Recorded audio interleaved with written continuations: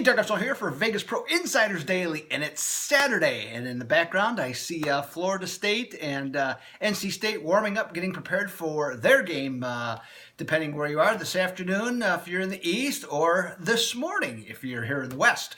So that should be another exciting day. So what we're going to do today, of course, is look at the NFL. So we got the some new line moves that have occurred, so we'll cover those and give you free picks, and then give you free picks on all the games we covered on Wednesday as well, with the updates of what's actually been going on. So we'll do that. As I have said many times, and I will say at least one more time today, is that you should consider becoming a VPID member. $39.99 a month. Wise Guy plays, super systems, you name it, top trends, everything you could possibly use to help you become a better and sharper better. Or you can become an Inner Circle member, and you can get plays from yours truly, Kyle Hunter, who's 7-1 in his best bets, Sean Higgs, who's #1 at sports capping in the NFL, Dennis Macklin, Jim Mack, all of us. So ready to go. Hey, I'm off to a good start already this weekend. Had Utah last night, so that's a good start, and we're going to keep it rolling. I just got a good feeling about this weekend, so we'll see what happens. So hey, let's get to these picks, shall we? Let's start with the new games, as what we like to do here. And the first one is Houston and New England. Now, we got the old Bill Belichick theory against a rookie quarterback going here, and bettors evidently want to test that theory, as they've taken the Patriots from -12 up to -14. Now, myself, personally, I'm not crazy about this line, even though I did see where Danny Amendola and Rob Gronkowski are listed as probable to play. They still have some injuries, so I think they're a little bit beat up. So I don't, and Houston's defense is still good, right? I mean, it's still got a bunch of really good players. So I think New England wins the game, but more in the 10 to 13 point range. So I'm just going to have a lean here with Houston. Next game we have will be the featured doubleheader game, which is going to be Cincinnati. I think it's a featured doubleheader game. I'm pretty sure it is. But Cincinnati and Green Bay.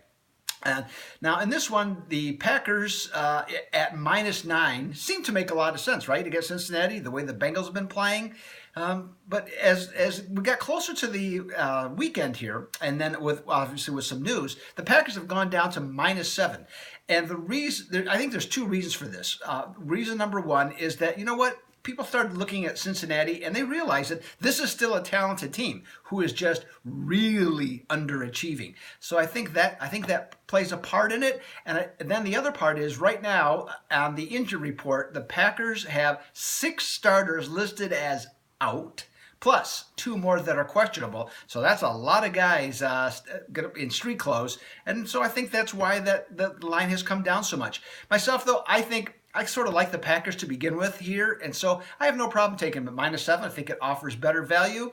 Can Cincinnati step up? Certainly, but I think that's going to be, I think the better play here is going to be with the Packers. So now let's dig into some of the games that we had from the other day and cover those. First up, we had Cleveland and Cincinnati. Woohoo! I'm sorry, Cleveland and Indianapolis.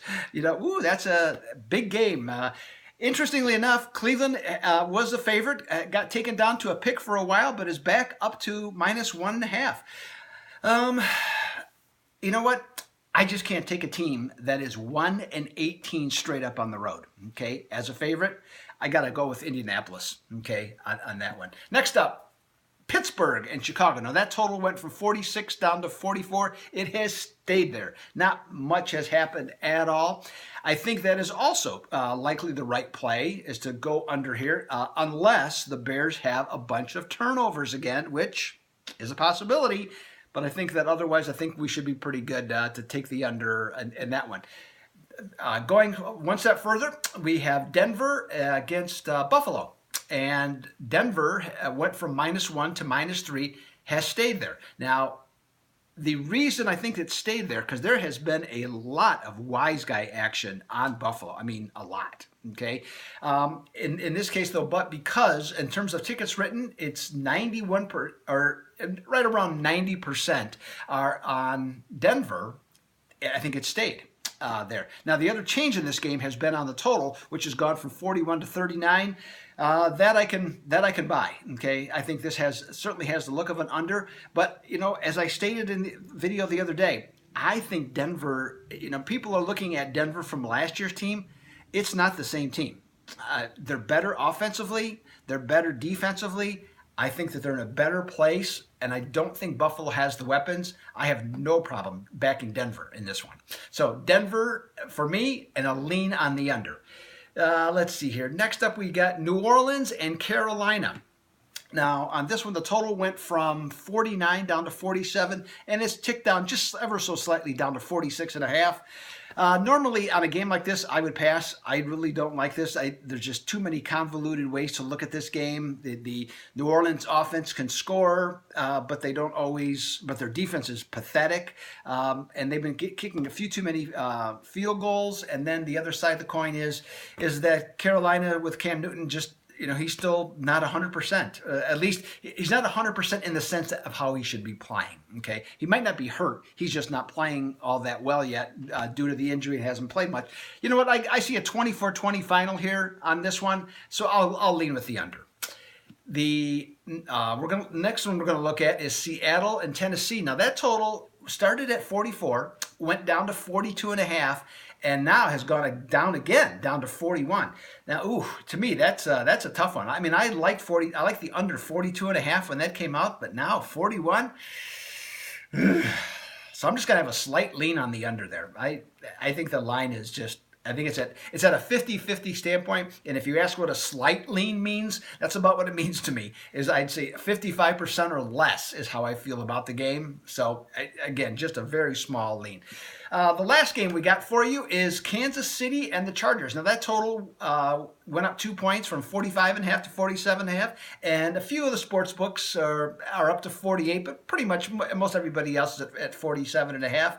And I'll support it. I think there'll be points. I think the Chargers will be very motivated to score because they got to win, so you got to score points, especially being 0-2. Kansas City has been playing well. They've been very explosive with Kareem Hunt. I like what they're doing. I like how their offense is playing. I like how their defense is playing. But I see an over here. The only thing that's not a big deal, but it started off, there was 94% of bettors were on the over. It's down to 77. Still a strong backing, but a little bit different from that standpoint, going down a little bit. So now this will be posted up on Sunday, tomorrow, in terms of this article that you can go through. And on there, you will also be able to see what the betting, where the hot trends are for bettors. So I'll put down the top 3 picks in terms of what they like on sides and totals. So you can check that out at the website. And everything I just said, you can review there too. And that'll be on Sunday morning. That'll be available too. So hey, I'm going to go watch some college football. I got a big day ahead. I know you have a big day coming ahead. So let's make some cash. Let's get this done. Because as of right now, my friends, Doug Upstone is out.